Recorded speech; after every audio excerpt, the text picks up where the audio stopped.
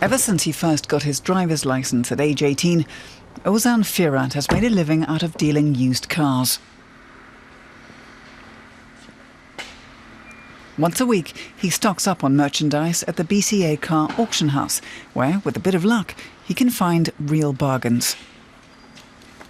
Lots of cars need to be inspected before the auction on Wednesday, 253 this time.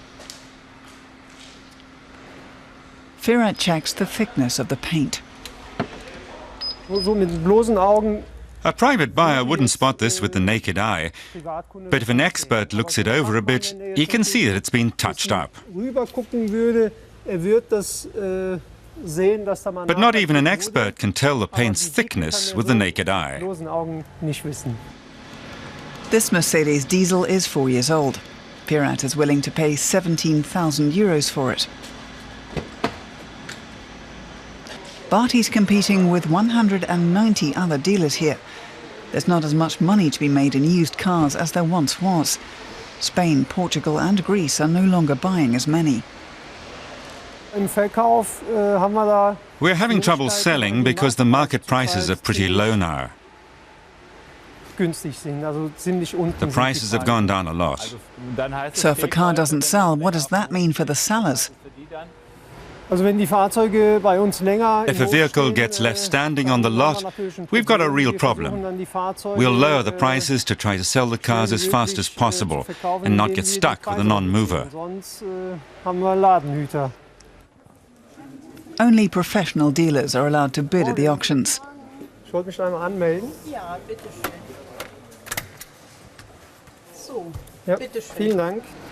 Outside, more vehicles are unloading for future auctions.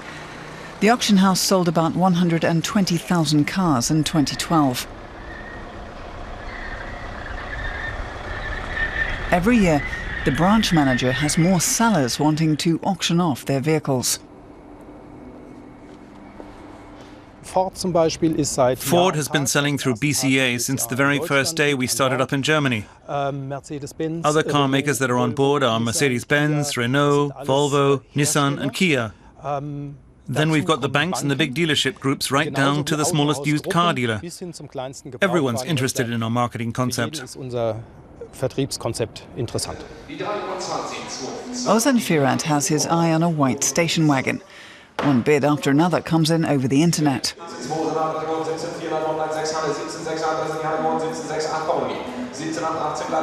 It finally goes for 18,900 euros, out of Firat's range.